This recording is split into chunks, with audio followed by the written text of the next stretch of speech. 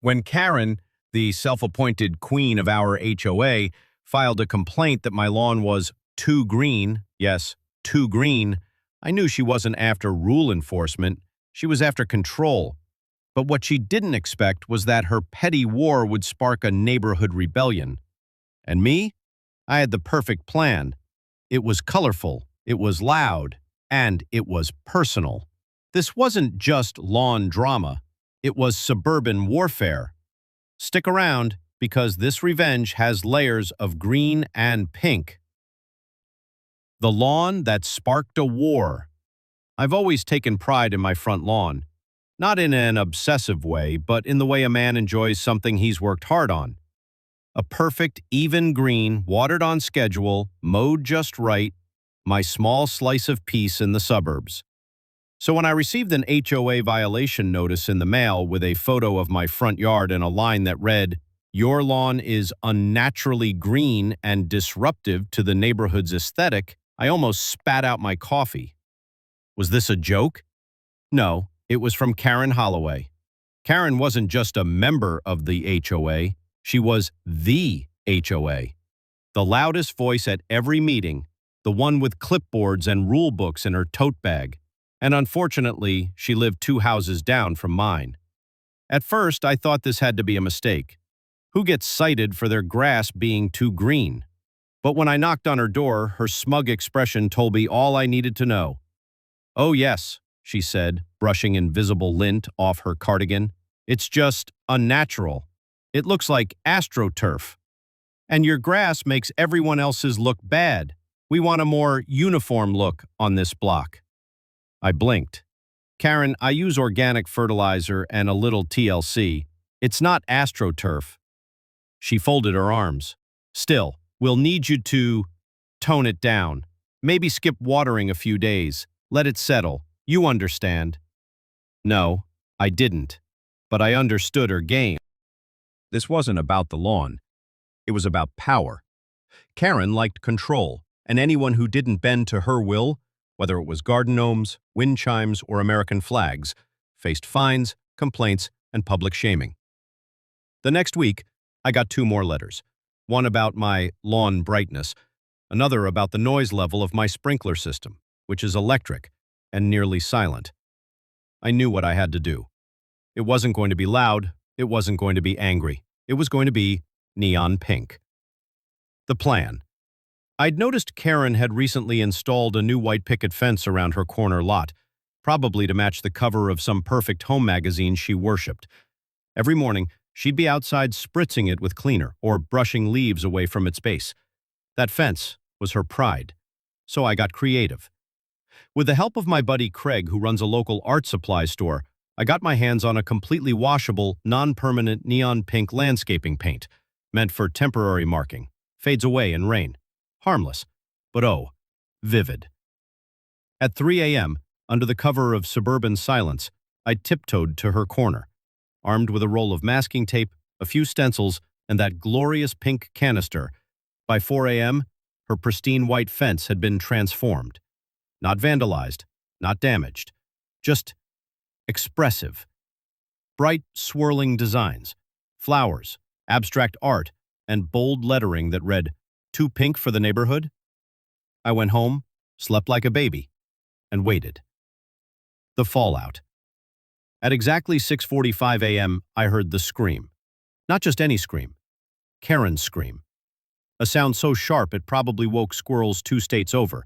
Neighbors gathered. Phones came out. Someone, probably Jeff from across the street, live-streamed it to our neighborhood Facebook group with the caption, "Karen finally gets a taste of HOA madness." She stormed over to my driveway like a tornado in orthopedic shoes. "You vandalized my property." I yawned, coffee in hand. "Oh no, Karen, that's washable paint, non-toxic, biodegradable, just like my lawn fertilizer." Her eyes twitched. "I'm reporting this." I nodded. "Cool, and I'll show them the HOA violation about my lawn color. Maybe they'll want to weigh in." By noon, the HOA board had called an emergency meeting. By evening, they had rescinded my fines. By the end of the week, Karen's fence, still partially pink, had become a local landmark. Some neighbors even asked me to design theirs. But this wasn't over yet. You see, Karen escalated. And what she did next? Well, let's just say she lit a match she couldn't control. The grass isn't always greener, but my revenge was. The pink fence had done its job. For a week, the neighborhood buzzed with laughter, gossip, and the rare unity of people bonding over Karen's public humiliation. Even old Mr. Lawson, who hadn't smiled in 5 years, gave me a nod of approval while watering his tulips. But Karen? Karen doubled down. After the HOA revoked my fine and declared her complaint subjective and unenforceable, she went from passive-aggressive to just plain aggressive. 3 days after the pink fence incident, I found a citation on my door claiming that my front lawn obstructed harmony with seasonal transition tones. What the hell did that even mean? I also noticed strange behavior. My mail would arrive late or not at all. My trash cans were moved slightly from their normal spot every Tuesday. One morning, my sprinkler heads were jammed with pebbles. Small things, but together, they were a pattern. I installed a motion-activated camera near my garage. Sure enough, 2 nights later, there she was. Karen, in full tracksuit ninja mode, sneaking across my yard, placing rocks inside my sprinkler heads, and taking pictures of my plants. I could have gone straight to the police, but I had a better idea. A far greener idea.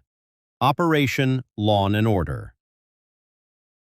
I called up my cousin Nate, a freelance filmmaker who had just wrapped up a short documentary for a wildlife rescue foundation.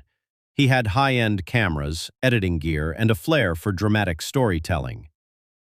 "I need a fake documentary," I told him. He blinked. "Say less." Within 48 hours, we launched a trailer for a new miniseries on YouTube called Green But Not Forgotten: The War of the Lawn.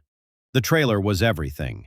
Slow-motion shots of my grass swaying in the wind, close-ups of Karen sneaking across the yard in night vision. Epic narration.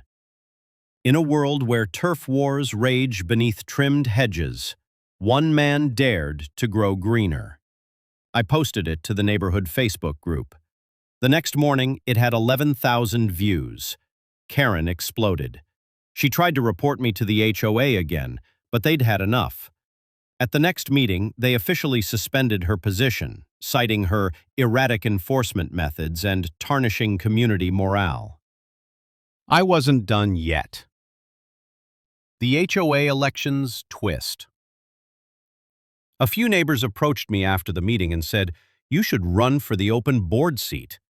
I laughed, but they were serious. We need someone who actually gives a damn about the neighborhood, not someone who fines people for planting tulips a day too early. The idea stuck, so I ran and I won, with 72% of the vote. Karen, now just a regular homeowner with no clipboard powers, sat fuming in the back during my first HOA board meeting. I opened with a new rule proposal. Section 9.4.